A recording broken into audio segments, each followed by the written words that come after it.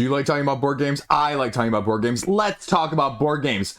Second time in a month, don't back anything on crowdfunding. Don't back it. Don't do it. I'm going to tell you why you shouldn't do it. And as always, I'm always wrong. So if you can ignore this advice, if my criticisms are a epic fail. But also, no FOMO. So no regrets as well. Couple things that have probably ended by the time this is airing. So it's going to help you with figuring out whether or not you should avoid late backing. Or, you know what? You can late back, 6 months from now when the rulebook's out. Woo, them's fighting words. You ready? As many as I can do. Short amount of time. Always a little asterisk on that one because we got to have a couple good rants along the way. As always, you know what to do. Let's go. Now, truth be told, I don't know if my Don't Back Grimhaven video is going to come out right before this or right after this. So we're going to give you the Cliff Notes version either way. Spoilers in case you don't want to watch me rant about it for 16 minutes or whatever it was in the crowdfunding roundup as well the day it launched. But Grimcoven, right? The big topic of point, I'll say two things. At the time of me filming this, 1, no freaking rulebook. 1, no freaking rulebook. 1, no freaking rulebook. Do you want preview content from the same scenarios from 20 different people? And I give them kudos. You separate out the miniatures. I give them kudos. You sent it to a bunch of people. But most of it was paid and most of it was preview-ish. So that leaves you with still a large amount of quantity and a little bit of depth. And if you're like me, you've been burned plenty of times with that sort of thing on crowdfunding previously. Second point numero B. What we're doing here and what we're talking about, though, is, well, if this didn't have Awakened Realms on it, if you stripped away, blind taste tested this compared to the upcoming, at the time of me filming this, at least, Blood from Ludus Magnus as a boss battler combo-driven card style scenario-ish vibe, would you really prefer this one? Or would you actually be preferring that one? Or if it didn't have it at all, would you even prefer it in the first place? And if you're looking for something along these lines, would you also be better off just going with something that's already having tons of content? Your Townsfolk Tussle, your Aeon Trespass Odyssey, your Kingdom Death Monster, because frankly speaking, especially even those last two, they're going to give you more narrative, which again, this one said, Boss Battler! And then the first update was like, hey, guess what? Here's a campaign scenario thing with more backstories and narrative side of things that sort of, means we're dipping our toes and fingers in all the pies that we can, right?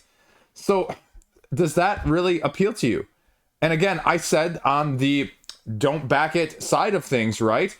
This is twice the price for the core. Now, to be frank, I have not seen that happen right now. I have not seen that lately with some of their other crowdfunding projects. And it's not even exclusive. So, you know what? There's really no FOMO whatsoever. It's price FOMO somewhat, but not even necessarily as much as their early campaigns, right?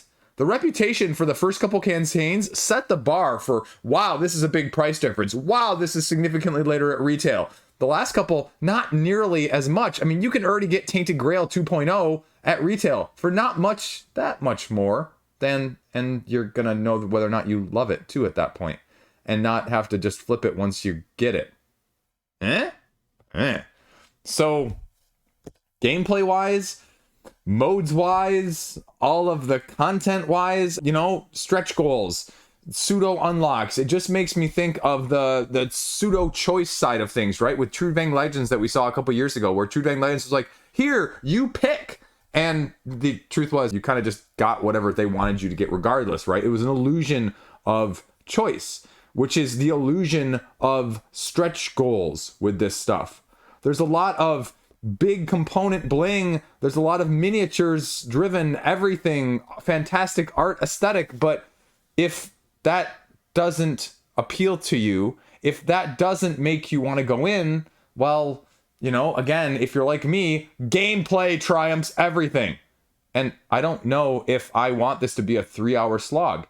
Now, again, you've already given me the variability with 37 different stretch goals, or the variability with the 3 different difficulty levels that are each going to be somewhere between an hour and 3 hours long from that aspect, which changes the boss deck as they're utilizing a 2-hit or 2 cards present out there that you can hit in order to cause attrition with said Kingdom Death, Aeon Trespass, only defeat the boss when their deck is depleted because their deck is actually their health style mechanic. You know, again, I give them kudos. Their aesthetic is second to basically no one. But again, this doesn't fall away from the... What was the last Awakened Realms game that you had under a 30-page rulebook that didn't have a ton of overhead, that was, you know, really tight? You know what? There's just too much. There's just too much. There's just too much.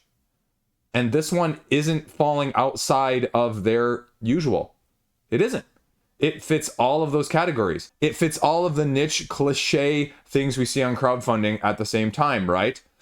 We have upgrades, we have asymmetric characters, we have a little bit of combat, a little bit of crawl, a little bit of scenario, a little bit of campaign, all of those things, right?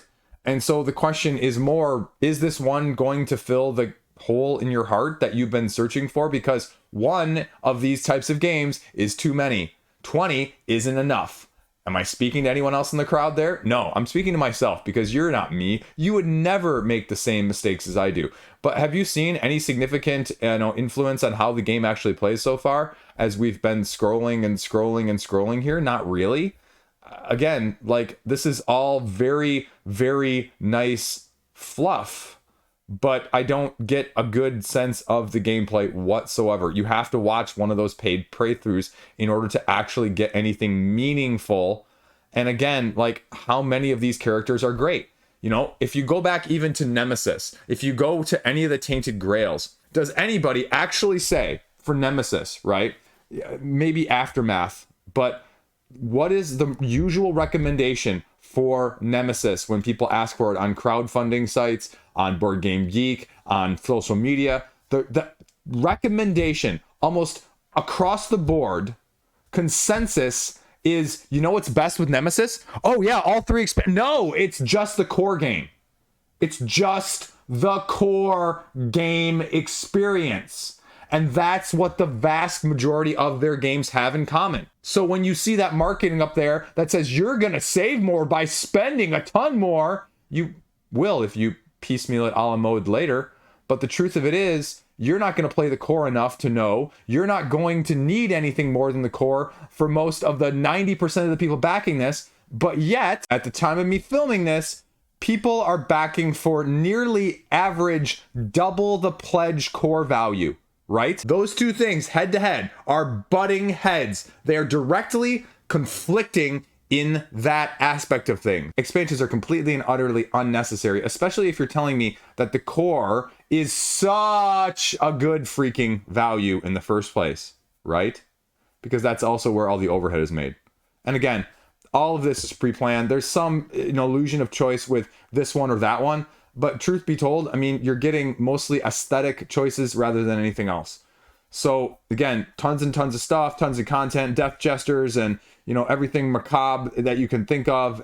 But it's just kind of getting more grotesque. And I'm not a big fan of grotesque in the first place. And so say what you will, check it out. Sundrop, awesome miniatures, track record. They throw all that stuff down here at the bottom with all their other games. And the other thing I'd wonder with this one, as the last point before I get on to other things, because I've been talking about this one for too long already for the Cliff Notes version, is that, like I said with some of those others, Aetherfields, ISS Vanguard, Tainted Grail, Nemesis, right? Say what you want about Nemesis 1, 2, and 3. Like, you'd hope that there's progression, right? There's improvement. There's addressing some of the errors, addressing some of the criticisms, right? My point being, second editions. Almost all of them. Whether it's Wave 1, Wave 2. I mean, at least they're doing all one wave at this point. But with all of the other Awakened Realms projects, this says September of 2025. And let's not kid ourselves. That's barely over a year for something of this scope. Barely over a year. Do you think this is going to be September 2025? No, not one chance in hell is that going to be September 2025. I'm going to argue probably Q1 2026. You want to give another free loan for another $300 or $400 for a year and a half on crowdfunding? Ooh, I covered that in the hype look back for June 2023 about giving companies free loans when there's absolutely no penalty or guidelines or any sort of time frame in making them get it to you in any sort of timely manner. I mean, it could be in a year, it could be in 2 years, it could be in 4 years. It won't be, 4 years, but there's no incentive for them to come to you with a halfway finished product. And so that's why development-wise, rulebook-wise, it took almost a year for Stalker post-campaign, as I talked about in the roundup from June 2023 look-back video from earlier this month, for the final rulebook to even come out. The final rulebook, without even one of the modes in it, it took 11 months. So what is this going to look like? And how can you tell me then you're going to have this turned around essentially, July to September, 14 months, when you can barely get the rulebook out of a game that isn't anywhere close to even being produced, that was already over a year out, and now you're telling me you're going to have this one? No, not going to happen. Are you willing to take that wait and see approach? Well, you can tie up $1,000, $2,000 in crowdfunding easily that way. Let's go. Oath, right there. We're going back to the late backing of Oath.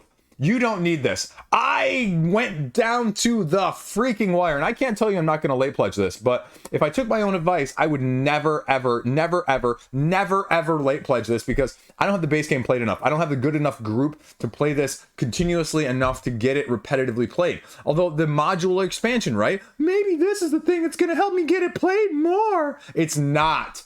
It's not. I'm not talking to you anymore. I'm talking to me. I'm telling myself, I'm pep talking myself off the ledge of 10,500 people, of which a majority aren't going to be able to use this any frequency to justify it. The only thing I'll say, though, is this is a great value. $90 for all the new stuff, right? That's kind of cool, but the real pledge value was actually the $50 here. If you told me that that's a great value, I would not disagree. It's $50 though, plus the shipping of whatever 15 or 20 bucks it's going to cost you, that you're going to have a hole eating in your wallet of $70 later that's never going to get utilized and collect more dust because your copy of Oath doesn't get played in the first place. It's a game you think you're going to love more than you actually have loved. Not that you won't love it, but that you have to be able to play it enough to actually know that you love it that much in the first place, if that makes sense. Offering you more modules, offering you more ways to bring asymmetry and balance to the force and whatever else it's giving that I talked about previously, right? New edifices, new rules, new chronicle phase that allows you to change the foundation of the game as a whole. I think it's doing fantastic things. I don't think it adds significant overhead, but I think it offers more depth this way and also a little bit this way without adding a huge amount of just complexity. And so I give them a lot of kudos for making this better in that sense. But I'd argue that as a consumer, you probably don't need it in any of those ways as well, because you probably haven't played Oath 20 times to begin with. Right? Right? You're not me. But that's why we're talking about it. So that's why I'm still going to think about late pledging it. Don't do me. Do what I say, not what I do. Speaking of things that we over well before you're seeing this video, but let's go to a few others as well, since that's the portion of the video we're talking about. Terraria, right? $1.7 freaking million. Hoo boy. Hoo boy. They finally got some gameplay out there. This is not going to be a board game that is going to be like the video game if you're buying it for nostalgia reasons. And if you're okay with that, great. Go spend triple digits on this and see if it approximates anything close to your experience from that side of things, but I'll wager it doesn't. And that's just the truth of it. And again, I'm not going to say that it's a good, bad, or something else in between, because I was not thinking Slay the Spire also was going to be as good as it was. Although Contention Games really showed us that between Imperium the Contention and Slay the Spire, they know how to put it out. So I give them kudos. I take a mea culpa on that one, but we also saw a lot more with that one than this one to begin with. And they tried to stay a little bit true to what it was bringing. And I don't know how you're going to do it with the mechanisms that are offered here in the first place. And now there finally is a rule book out as well. So, I mean, you can see if it really appeals to you, but 2.5 preview videos and, kind of just all that's there. That's sweet. Developer vanity set with the stretch goals. And I guess their exclusive stuff right here with foiled cards as well. And a couple of extra miniatures. But for a big unknown, again, price point wise, folks, you're going to spend easily $100, $150 on this. So are you willing to take, again, a gamble? It's not necessarily, and I know this is the common answer, right? Like, I don't care, Chris, I like it, I can spend the money. You can spend the money, but a fool and his money are soon parted, as evidenced with me and Oath and the New Foundations expansion right there, right? And so that's what I'm trying to say is, well, is this actually going to be a great game for you? I'm not going to say whether it's a great game. I'm not going to say whether it's not a great game. I'm going to say, is it a great game for you. And with the amount of stuff that's out there, the amount of stuff that's just been prevalent, like at least with Grimcoven, you can see it from 37 different angles and you can pick your favorite content creator and go to their specific video and get their specific vibes on it, right? There's just not anything along these lines. And for a game that has such a wide potential audience from a video game port over side of things, 12,000 people, that's, you know, again, it's better than God of War. Great. But is it for you? That's what you have to find out. And I'm not convinced yet at all. This one has wait and see all over it to me. Then Mythic Battles Egypt. Isfet. I know. I call it that. It's going to break $1 million by the time it's done. Again, I think this is a great game. I think this is a great game for very few people because the dichotomy of these head-to-head duelers and the drafting and having to do it with heavy miniatures is falling slowly out of favor with me, to be frank. When I've got other things like Exceed, Yomi, Battlecon, Battle Line, Wizards of Grimoire, anything along those lines that's card play driven that maybe has the same amount of overhead and upkeep, but is just fast, easier to get to the table, and doesn't provide such a headache in terms of some of the actual gameplay. And again, I give them kudos. They have some of the best miniatures on the market as well. But if you have one of these, you have them all right now in that sense, where I don't think these are anything significantly different. And the general recommendation for any of this is if you're looking at this and going, it's not that like one of these is necessarily better than the other. I mean, that's the downside, right? Is that you pick whatever pantheon is your sort of pseudo preference. And if this is your preference and you don't have any other two, great, go for it. You're going to get great value. You're going to get a great amount of content. You can get a little extras from the other stuff because they've also revamped some of the expansion content in terms of how they're boxing it up, especially the Norse stuff. But if not, like, and you have Ragnarok or you have Pantheon, right? I don't think this is going to, unless this is, again, a lifestyle game for you as a whole. I have expansion content from Pantheon I still haven't played. Again, truth be told right there, right? Transparency. So I'm not really sure I want Ragnarok anymore. I've tried once or twice to get rid of my Ragnarok pledge. So it's not that this is a bad game whatsoever. The only thing I would think about is I kind of like, well, one, there's a freaking Kraken. And then two, the Destroyer box, they put some of the big cool miniatures from Ragnarok there.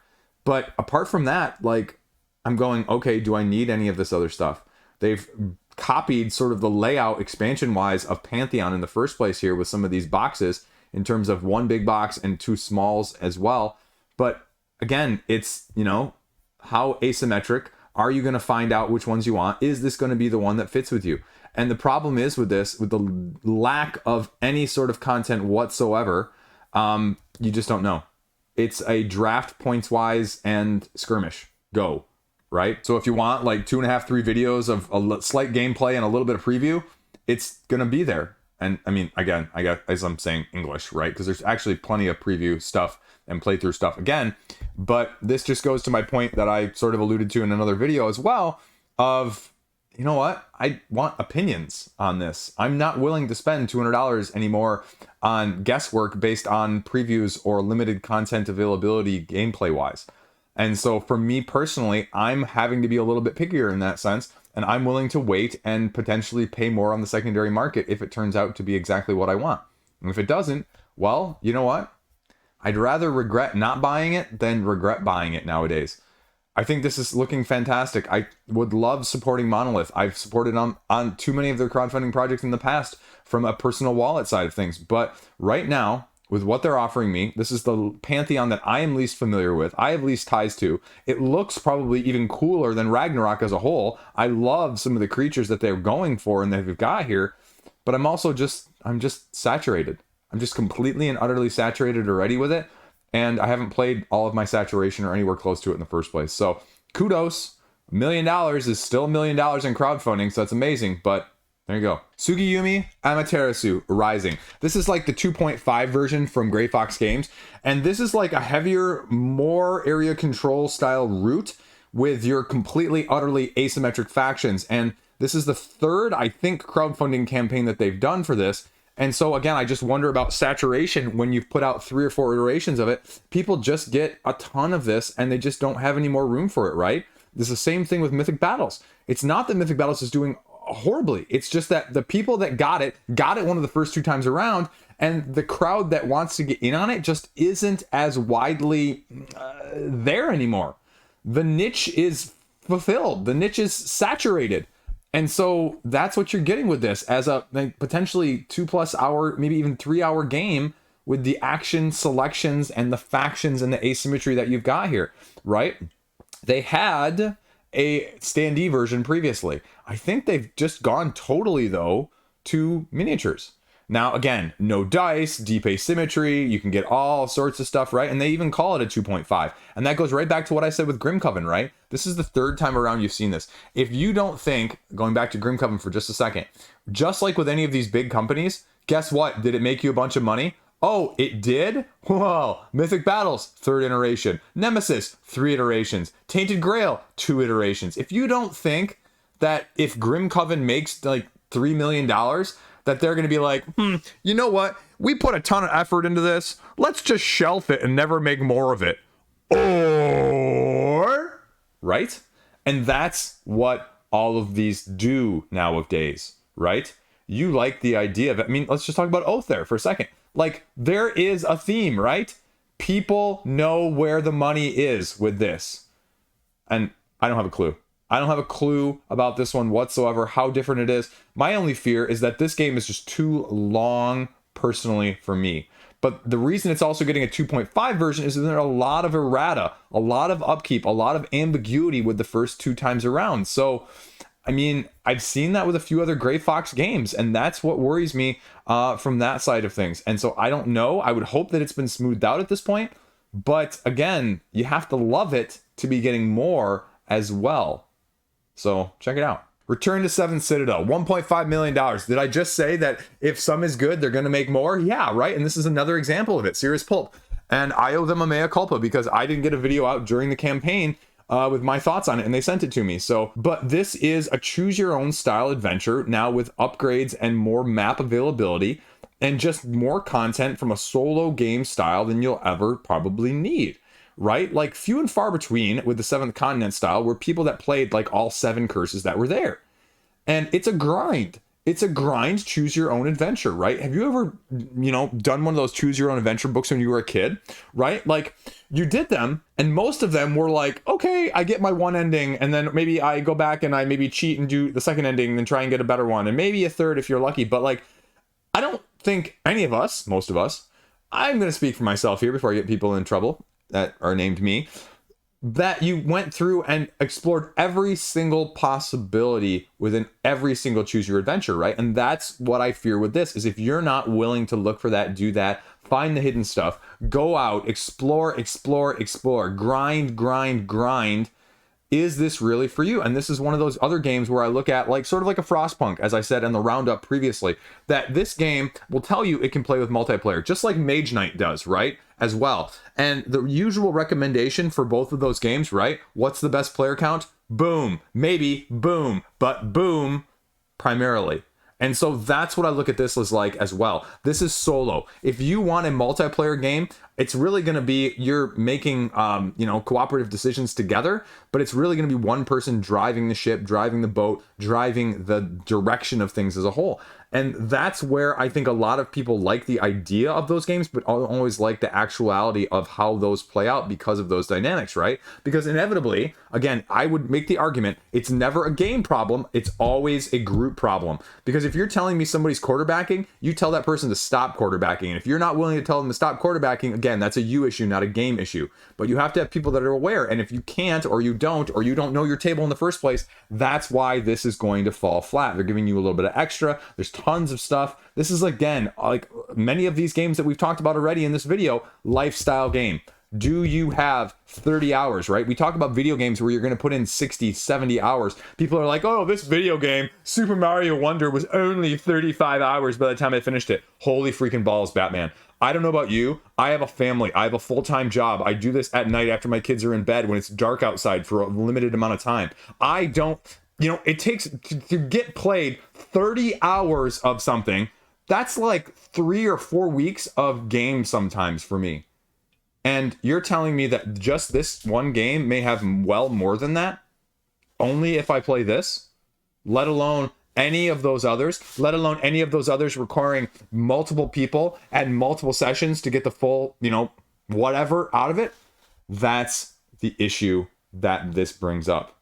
again, I don't know if this is a great value. You're getting a ton of content. I make the argument it probably is. Now, again, it's going to cost you about $100. This box is super heavy for all card-driven gameplay. And I guess that's the other thing I'll give them kudos for, right? With them and Earth, I love the fact that we are seeing... Now, again, I would argue, I wish they would just get rid of the miniatures myself. I think these miniatures are so tiny, they actually take away rather than add. I would be perfectly happy with just a couple cubes that are like randomly shaped. $1.5 million for a card-driven game. It's freaking awesome. But it's probably not a card game that's going to fit your lifestyle with where you're at currently. Right? There you go. Agemonia. Did I just say? Right? You know, again, there's a reason all of these get more. It's because, again, reprint, second edition, fixing up errors. You're better off getting it second time around, paying a slightly increased price and not have to worry about whether or not you can upgrade it or deal with the errata with the upgrades that they might give you to change it yourself. And you can get a little bit more if you want, but you know, with a lot of these, as I just covered on, again, the June 2023 roundup, like Firefly, the Firefly all in the verse, whatever that all in pledge for $220 was during the campaign. Well, 2 months ago during the Adventures of Conan campaign as well from Gale Force 9, they offered, after it had been delivered, I think, to the previous folks, the exact same price for the exact same game sooner, literally less turnaround overall. So again, is it worth getting in the first time with any of this stuff? And to be honest with you, it's becoming less and less so from all aspects. And I say that as a miniature, I say that as a non-miniature, I say that as a deluxified Euro, because, you know, at least with some of this, you're kind of maybe getting the content. With the Euros, which we'll talk about one in a second, there's less of that in the first place, and it's more just deluxifications. And are you willing to pay deluxifications prices for a game that you don't know you love? I mean, it's like when I see people selling their Marvel Champions collection and they go 90% unplayed, but don't worry, I bought all of them and sleeved all of them, and then also I bought the upgraded tokens and I bought the upgraded storage and then I bought an upgraded box. But you know what? I haven't used any of it, but I decided that I was going to buy all of that before even actually playing it to find out if I liked it in the first place. And that's how I feel like Euros are. Anyway, we'll get there though. Agemonia. Again, the issue with Agemonia, right, is that I think they've actually upgraded this, page since the time I talked about in the crowdfunding roundup, because we've got a rulebook, we've got a playthrough, we've got a little bit of what's going on here. But the thing I didn't see on the page the first time that I'll talk about as well in here is you've got one video from One Stop Co-op Shop here saying it's the board game of the year probably, but how does this game actually play? If you're a person just coming across this game for the first time, that was the big thing that I was a little bit off-put, and that I think they did a better job the first time around of saying, what makes this different? Fully cooperative, moral choices, epic campaign, upgrades, asymmetric heroes, right? Using all those keyword jargons that I mentioned earlier with Grimcoven. This is no different. And you get a little companion app. So, you know what? Check out the 2 or 3 videos that are here. They tell you there's a little bit of extra stuff here. New weapons, enemies, dividers, errata. See, I told you. And is that a make it or break it for you? Because you're going to be talking, again, somewhere between $100 and $300 potentially once you want to get it all. No idea. No idea. And again, if you're just looking at this page and you have any other dungeon crawl, any other narrative campaign, anything along those lines, there is nothing on this page that makes you go, what is so different about this one? Why would I buy this one over anything else? What are the mechanisms that this is going to offer? So that's my issue with it. And so again, like, how much investigation are you willing to do? Because I know plenty of people that are like, I only back stuff if I can read the rulebook and watch a gameplay. Well, there's plenty of that stuff out to do there, but I know plenty of people otherwise in the comment section don't do that stuff. They look at this and they go, oh, I think this is going to fit a hole in my vacant heart. And then they go, well, this looks really cool. This is really aesthetically pleasing. But then they don't actually understand how it actually plays and the nuances of it, because they got superfluous overviews from wherever they were glancing at in the first place. Again, not you, me, because I've done that. I've done that on crowdfunding. And so I'm just saying, don't be that person and really dig into it, because then you'll start to notice some of the differences. And if you can't tell me the differences between something like this, Madara, Gloomhaven, off the top of your head, of the differences mechanically speaking, as well as stylistically, you maybe shouldn't be backing it in the first place. But again, do what I say, not what I do. And again, ignore me because I'm wrong. Trekking the World. Again, if you'd have told me Trekking the World was going to have $130,000, again, I think this is doing fantastic. Second edition, first edition sold 130,000 copies. If you weren't aware of that from Underdog Games, I think that's actually a massive success. The problem with it is, again, like, are you willing to potentially forego or hedge whether or not this is going to be slightly better on crowdfunding or slightly better at retail? And it's one of those indie games where, you know, it's probably going to be a little bit either way. You can get $40 and $50 if you want the expansion, but $50 with the expansion, I'd worry that, I mean, especially with shipping on top of that, it's probably not going to be value-wise as, you know, great. But I think it is what it is. They changed the mechanics. They made it more drafting style. They made it just more even, I think, over in terms of gameplay. And it just looks like a better edition. I give them kudos for doing that and willing to put it out. Now, again, second edition, second edition, second edition. It's the theme of this video, apparently. So does that matter to you? This is a great, I think, sort of family weight style game for me personally. And so this has trade for it written all over for me once I get to try it out beforehand. So either way, they're doing great. So if you want to go support them, again, indie small publisher there, more so than almost anything else we've talked about. There you go. Secret Village's expansion for Merchants of the Dark Road, as well as Santa's Workshop and some puzzles, whatever else, right? $200,000. And this one, again, will be well over by the time you're looking at it. And so you're getting a little promos here. But the real issue I had with this one was I saw Merchants of the Dark Road a ton on the secondary market after the first one delivered. And I don't know why that was, because I don't think it's like poorly thought of. I think people like really overall liked it, but I think it suffered from a little bit of a root exposure in that sense, where people, again, like I was just saying, people went off of the idea of it, or the idea of the concept in general, or the idea of the concept based on the thematic incorporation that was in it in the first place. And then they actually played it and they didn't like how those two things clashed, you know, what they thought it was going to be and what it actually was. And so I think that was the issue, because a lot of the incentive the first time around was really, it was just, again, what a deluxified euro. And that was the main reason you were looking at it. So is this expansion giving you more? Yeah, it's giving you more, a couple different areas to go through and Rondel-esque. And if that appeals to you, I mean, fantastic. But again, you're getting a second printing update pack, second printing deluxe update pack. Whoo, boy, I sound like a broken record. And promos. As I said in the roundup video as well, like, how much are promos worth? What is a promo value have to be to make me go, I need these promos now? Is it $5 worth of promos? Is it $20 worth of promos? What is that aspect? And who knows? Because when you sit down and you go, okay, how many promo cards is this? Like 6, 7, 8. And you're saying it's $5 worth, right? Well, 8 cards out of how many cards? If it's 8 cards out of like 60 or 70 cards additionally, right, that's not a great value. But all of a sudden, if you're offering 8 cards from a deck of like 20 or 30, well, maybe that's a significant higher portion. And maybe then that value, you'd be able to wager a little bit more instead of just 5. Maybe you'd be willing to say it's $10 worth of value or content added wise, and you're willing to support it. I don't know. But that'd be my concern as a whole, because I don't think this game, you know, in terms of what it's actually bringing, is going to be significantly different with the expansion. I don't think this is going to change the core mechanic of it as a whole in the first place. It's offering you more in a slightly different way. More mechanisms, more places to deal with, more different ways to interact on this game. So in anything, I'd offer a little bit more complexity as a whole. And so if that isn't what you're looking for with this one, right? Push pause, T for timeout. So that'd be my big issue with it. That'd be my question mark. Again, Elf Creek, $200,000, doing great for what it is, especially expansion content wise as a whole. So give them kudos. But again, are you me? Check it out. Ada's Dream. Let's just stay with the Euros. This got a ton of hype for a medium heavy Euro. I expected this to be like, maybe not Lacerda-esque, but like along those lines. But I just don't get where the gap is in terms of what people were hyping and what people are backing in this way, because this is, I would make the argument, underperforming. I mean, this is under a bunch of those other smaller overall games, less marketing, less wave, less of hype, that side of things, than the previous ones we were just talking about. And that's, you know, again, it's not a comparison, but it's just an interesting dichotomy to me when I see on social media, when I see on any of those things where I see these games getting hype and then they don't match it on crowdfunding. I just go, why?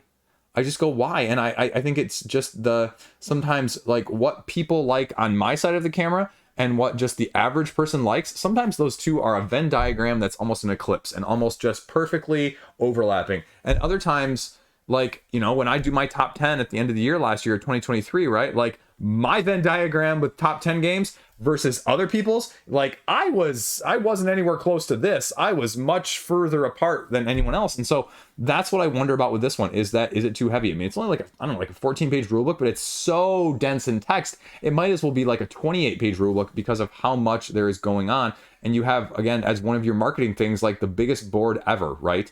And I'm not even sure if they took that off this. Oh, maybe they did. Nope, it's right here. Biggest board ever. That's not a selling point to me, right? That's not a selling point to me anymore when you're telling me you have 3,000 cardboard components and 700 cards. That doesn't do it for me. Like sheer quantity is not the issue. And deluxified Euro with a little extra content. This is a massive board where you're moving these dice around in a roundel-based system, and then you have 4 completely asymmetric areas that you're going to be having to take action selections in that are all going to be dynamically different based on the color of the die and the number of the die that you're bumping off, the one that you're not even moving. So that's the issue. Apart from that, I have no clue, because I would make the argument, just like we talked about dungeon crawls with your Grimcovens and your Agemonias, that this is going to have a significant overlap with your other medium-heavy Euro games. And how different is this, and what does your appeal compare in terms of this one and the other ones that you have already? Because again, this one is a big unknown. This one is a big unknown compared, and there's a lot of heavy Euro games that are just heavy acclaim that, you know, fill a lot of these niches. Because as much as I will say about dungeon crawls, there seems to be variations and more variations in terms of mechanics and overviews and just differences that make you feel like you're actually getting something different. And I don't know Euros as well. And so I just fear that Euros don't have that as much, you know, in terms of overall creativity.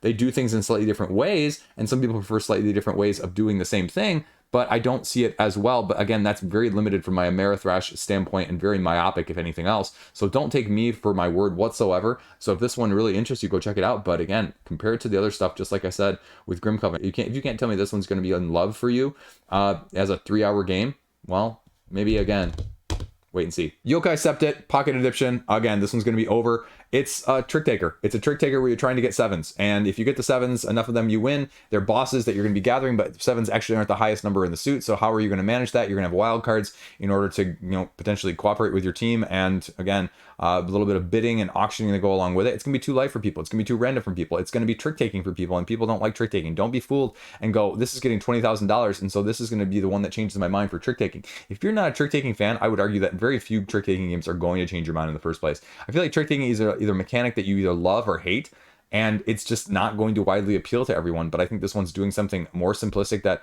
I feel like my family would actually, as a euchre playing heavy style of things, would really enjoy, because it's doing just enough. And as you capture these, well, you have the white stars that you're going to be gathering in order to score points, and you can do even a 3-player mode. Although again, I think most trick takers, you would argue, play best at 4. So again, reprint, more stuff out there, people that love it better than I do and can give you better explanations. There's enough content, though, that unlike a lot of the other stuff that we've talked about on this video, that it should be no question of whether or not it's right for you. It's just whether or not you're backing it here or elsewhere. Apothebakery, the culinary alchemist. This reminds me very much of a couple other games that we've seen on crowdfunding as well, like Botany from a year ago, and the other company that gave you their sequel to Botany, which I'm completely blanking on, which I covered in the previous Don't Back Anything video as well this month. But it's got $600,000, and it's doing like again, a Euro style of things where you're hiring, where you're creating, and where you're crafting. And again, I would make the argument that it's going to be probably lighter than you expect it to be. And are you okay with that? Because again, I think the aesthetic is pulling a lot of people in. And so again, that's my argument, whether it's the root or it's the Botany. Is the gameplay going to hold up from your aspects of things? It reminds me a little bit in a Flamecraft adjacent way, right? Like, are you okay with this game being a 7 for you if the aesthetic makes it, or if the aesthetic is a 9 for you?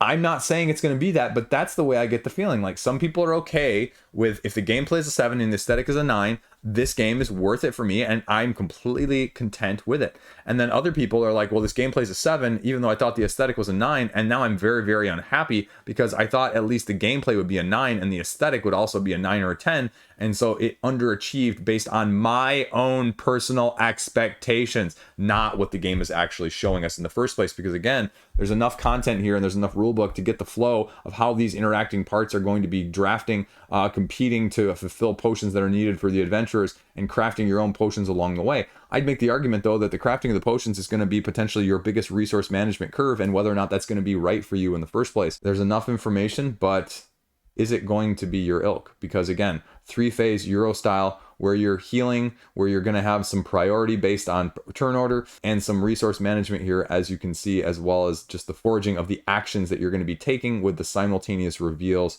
of how you want to utilize these cards, because you're laying down a certain number for a certain sum and then utilizing that as your main action. So something slightly different, but again, different. Are you okay with different? Is different good in your sense? And sometimes different is great, and sometimes different is what you think is going to be great and what is actually do not appeal. So again, aesthetically great, but is the gameplay going to hold up for what you're expecting based off of it in the first place? Then Sovereign Fall of Wormwood. I covered this. I like it. I think it's best as a 2-player. If you're looking at this as a 2-player game, I think it's going to fit your needs if you like asymmetric card-based factions with a lot of take that, with a potentially attacking style of things, allowing you to secure cards and steal them from your opponent in order to score victory points in the first place in a game that plays up to 10 points in order to win. But you're going to have to pay a pretty penny to get a lot of the expansion asymmetric content, and it's going to be a little bit more expensive because it is truly an indie game. And because it's potentially head-to-head take that, is this going to be easier a little bit overhead-wise? But there's a lot of dynamics in terms of the tactically based nature of it in the first place, as these decks are pretty much asymmetric and uniquely, done. You get 30 cards of almost complete asymmetry, plus your 20 echoes, which are your victory point cards that you're going to be playing. And then you have a forge side of things where you are just like placing them face down and building them and hoping to bluff and get the victory points out without getting them attacked, because if they get attacked, then they can be stolen. Or are you playing them on your attack side of things and going to have them, well, potentially go against other people, but again, you can then potentially do some take that and cause other people to discard cards, or again, try and steal them in a different way. Are you going to find the right deck that fits your playstyle? That's the other big thing with a lot of these asymmetric games in the first place.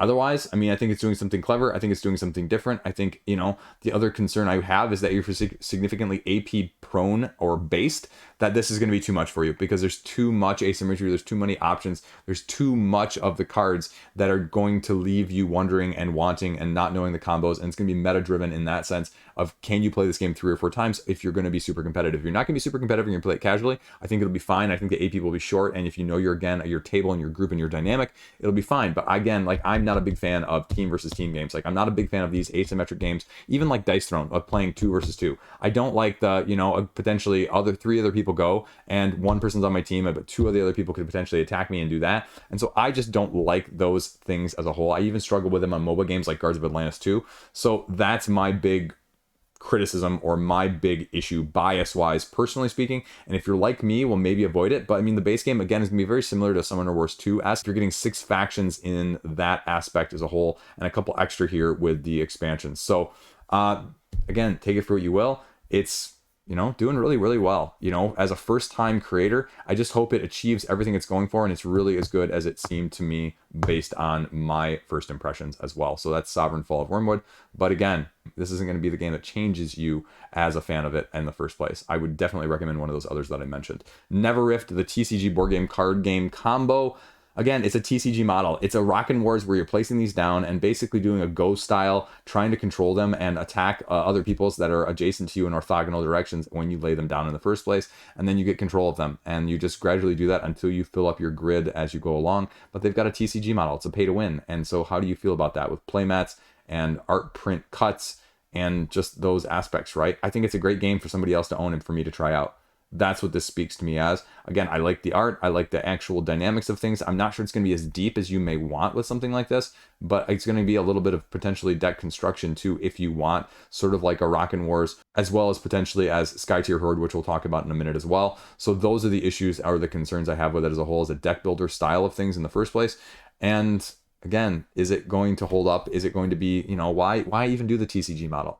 Like a Rockin' Wars, or even anything along those lines like Skytear Horde. You know what? Just do a straight up model. Don't try, because I'd argue that I wonder if that hurts this game a little bit as a whole. I'm not sure, because there's not as much speculative money, I think, in this one as we've seen with other TCGs already this year. And that'd be my question. If you'd gone the other model, would it be raising less or more? I don't have a clue, but again, I know my preference. So either way, check it out. Speaking of Skytear Horde, let's go to Skytear Horde, right? $200,000 with a campaign mode now. As a, realistic 1 to 2 player game, but this is really best as a 1 player lane battler. But it's hard. It's going to be one of the hardest solo games that you're going to play. Not necessarily because I say so, just because really I'm bad at this game as a whole. And it sort of does a solo co-op version where you can play 2 player, but I'm really going to make the emphasis of solo there, solo. And what you're doing is you're essentially taking your hand of cards, you're playing them down to one of the lanes to go up against the minions that are going to be laid against you, or the threats that are played from the AI deck before you can defeat the big bad. So it's not necessarily a, get through the whole deck style of things, but it's a achieve your objective, destroy the other AI system that you're going up against before your deck either gets milled out or your health gets destroyed as a whole. And all of these enemies are going to give you different ways, variations, and things that you're going to have to mitigate with your own asymmetric deck, which comes pre-constructed, but also does give you some construction in the first place. So that's the issue in the first place, right? Do you like full customization? Well, again, there's probably games that maybe do a little bit better. Do you like the not having to worry about constructing at all? Well, again, is you going to get the full experience from this game if you don't do any of it? Shortly after this video, in the next week or two, I'll have a video out of my expansion review of Monoliths of this game. I mean, it's a very solid game, right? Shelfside loves it. So don't listen to me about what my feelings are, because again, there's better, smarter people telling you this. But again, this is like $300 for this game, and that's not insignificant here if you're going for all of the stuff. Again, you can piecemeal it. Do you want a campaign with this, though? I guess I would argue that some people probably will want a campaign. They've played it enough times. They played it 20 or 30 times, and they love to be able to link some of these scenarios together as sort of an overlapping, evolving, go from one game to the next and actually get some progression style things. But otherwise, it's also going to work with it as a one-off.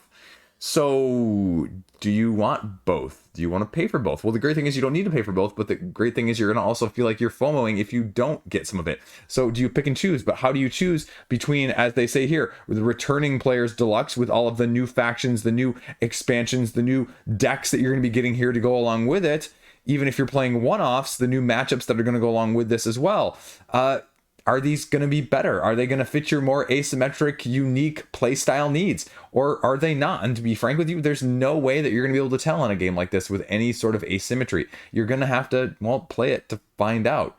And so maybe you're better off trading for this, like we said with a couple of these other games on this video, of, okay, this is what I like, okay, this is what I don't like, or how much am I actually going to play this from that aspect of things. I think there's enough content out there to figure out what else you need to play as well. So reviews, previews, online, all of these issues. It's unique enough, it's different enough, but is it right for you enough? And that's where I'd make the question and the argument for you of, you know, how do you play primarily? Going back to the first point, solo, because it's going to be best at that. Then let's go over to Cysmic. Cysmic.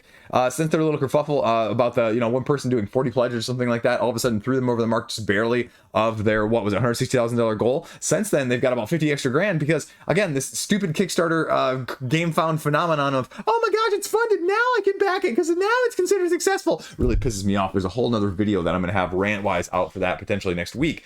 But this is going to be ending soon. And the designer, Jason, I emailed him back and forth to him, right? I covered it for the campaign for this one. And the issue is it's expensive. And you're getting paying for a 5 to 6 player expansion you don't need because, logistical wise, as a small company, a small amount of print run, it's cheaper to actually do it from the design side of things with it rather than without it. So that's why, you're getting some of the cost when we talk about the designer's vision versus the core only $139. The expanded edition, though, for essentially $35 more is going to get you like 5 or so different expansions to go along with that. Well, expansions are going to cost that little. So really, this cost is already bundled into here. And again, he's admitted it. There's no question. That's the thing. Are you willing to pay more for more? Because you're paying less for less, but you're paying less for also, I feel like it's not as good a value concept. So if you get over that, you know what? Guess what? You may not have the expansion content, but your shipping's already paid for if you want to look at it from that standpoint. But this is a bigger area control. It's got some great area dynamics, but it's deluxeified. And again, I always have mixed feelings about that, right? This is deluxeified for the sake of deluxeifying.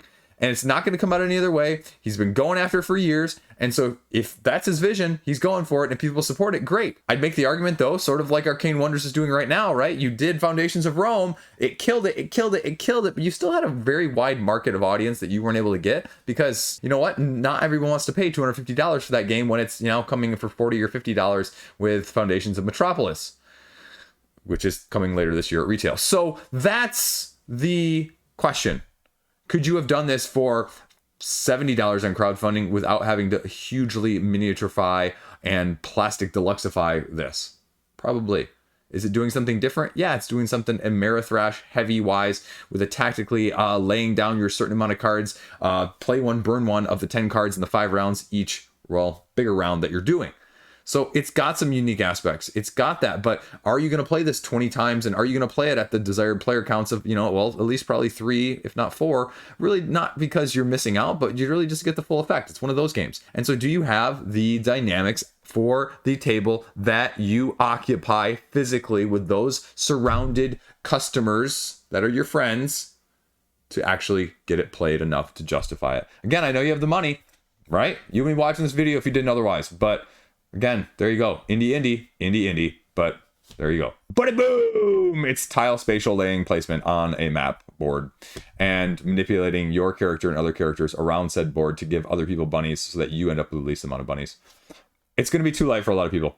It was lighter than I expected when I played it. Doesn't mean it's a bad thing, but again, you just got to know what you're getting in. And, it's going to give a little bit of extra content. I'd mark it and wager it's one of those games where I played with a little bit of the mini expansions to go along with it. And I said, okay, I wouldn't play without those. So if you're looking for something super light, it's going to fit. But if you want something a little bit deeper or something a little bit heavier, well, this is a filler game. And are you in the market for an indie filler game? I don't think there's anything wrong with it. But again, what are you in it for? Are you in it for the cute aesthetic? Again, like I said previously, if this is a game that's a 7 gameplay wise for you with a 9 aesthetic, is that going to be suitable for what you're looking at?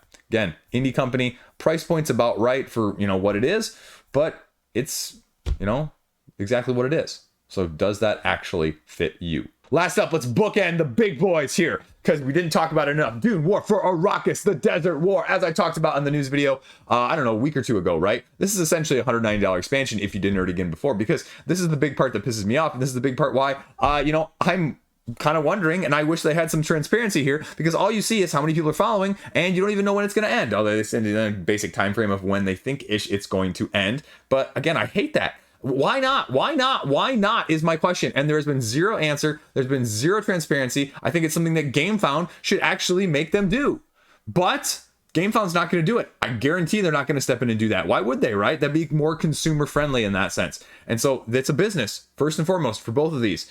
And so Dune War for Arrakis, why am I shouting about $190? Well, because if you want to get a Kickstarter exclusive base game, like I really wanted to get prior to this campaign, because people were scalping for it for 150% to 200% on the secondary market for the exclusive edition, well, you can't. Too bad, so sorry, go cry elsewhere, right? Because Simon basically said, too bad, if you want to actually get this, if you want to actually get anything, you have to either get all of the expansion content from the previous game with the base game for $220, or you have to buy the new expansion, the expansion that you maybe don't even want, because it might not even be the best of the 3 expansions. It could possibly even be the worst of the 3 expansions, but that's the only way you're going to get it, is you have to have one of these 2 pledge levels to get any of the other stuff. So even if you supported Simon at retail, they're kind of also saying screw you, because you can't get the exclusives that were the difference between the retail and the crowdfunding campaign, again, without getting the expansion. So, it's maybe not a $150 expansion. You can pay $100 to get exclusives and an expansion you don't need, or you can pay $190 before shipping to get the base game of which you wanted. So they don't really have any exclusives with this, except that they're making you also FOMO, because they're putting in the deluxeified tokens in this one expansion, along with the original bundle here. But if you get just the base game exclusive edition right here, and you don't get the plastic token set, well, then potentially your tokens aren't going to match, these ones. So, right? Talk about off-putting. Talk about a little bit of a slap in the face. And I say that as someone who really was, not needing this game, probably should never even be looking at buying this game, but was still going, hey, you know what? If it's kind of close to the original crowdfunding price, I think I could probably FOMO it and just say screw it, as my one a month or something, right? And now this is just off-putting. This is just completely off-putting, and I'm going, well, I was willing to spend, $120 to $140 for this if it came around and was, not too, second time around tax, if you will. But now I might as well spend this $190 on their next campaign of DC United. I'd rather not. I'd rather go spend it $190 elsewhere, to be frank with you. But you know what? If I have to choose either or right now, I was willing to go in with both if this was halfway reasonable and halfway friendly from a consumer side of things. But now that it's not, you know what? You're just going to lose my business altogether, I think, from that aspect. And maybe if I trade for it down the line, I'll consider it. Or maybe someone else sells it on the cheap in the secondary market a couple years from now. But otherwise, DC United, that's going to be a better fit. And so I'm looking at this and going, yeah, you know what? Yep. And truth be told, Other people have said that unless, again, you've played it 5 or 10 or 20 times, the exclusives aren't going to be that big of a deal. So again, this is just me FOMOing more than anything else. So I should probably just go buy the retail at 120 with free shipping at the retail. So that'd be my issue, and that'd be why you should get it as well too. So take that for what you will. I mean, I think what they're offering the expansion could be great. It could be, I don't really know, because again, I haven't played the base game. So why would I want to buy expansion based off of zero criteria of how much I'm going to like the expansion content that's already out there compared to the base game content that's already out there compared to the exclusives that's out there? Again, it just doesn't make any sense from that aspect of things. You're offering me little things that are going to be, additional on each side, but I don't really know if those are going to be useful for me again. And so I don't like being forced into buying it from that aspect. And I guess you can even see my order up here. I haven't actually submitted it. I better actually cancel that, because I feel like the 1 or 2 times that I've had it in my cart, they've actually, Gamefound has charged me, and I've kind of been really pissed about that. I think that happened with Divinus, and I think that happened with the Lords of Ragnarok. So I just need to get that out of my cart altogether, because otherwise I feel like it's one of those where all of a sudden I'm charged and I was not expecting it, didn't want it, and then it makes me feel like, well, I don't really want to lose the 10% from canceling it, but I don't also really want to pay the 90%, and so it just, grinds my gears either way. So again, if you want to get it, man, go for it. You know what? Crowdfunding, Gamefound exclusive, right? It always feels like I need to say Kickstarter exclusive with Simon even now, but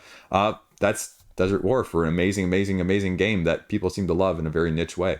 And it's a great game, but it's a great game for you. So there you go. Second, don't back anything in June. And we're not even at the end of the month, technically. I didn't even do any of the ones that launched from this past week that I could have included as well, but that'd be double dipping, because then you'd see a little bit of the same on both days. But we can cover that in the next one next month. So don't you fret your pretty little eyes. I'll be back again to tell you why you shouldn't FOMO. Or, again, as always, if I'm wrong, go do it. Go back it. Go support it. That's all I got. Hoping to come up with something quick or witty here at the end, and I couldn't do that at all. So we're just going to end the video there, because it was long enough in the first place. Have a great day. Peace out. See you around.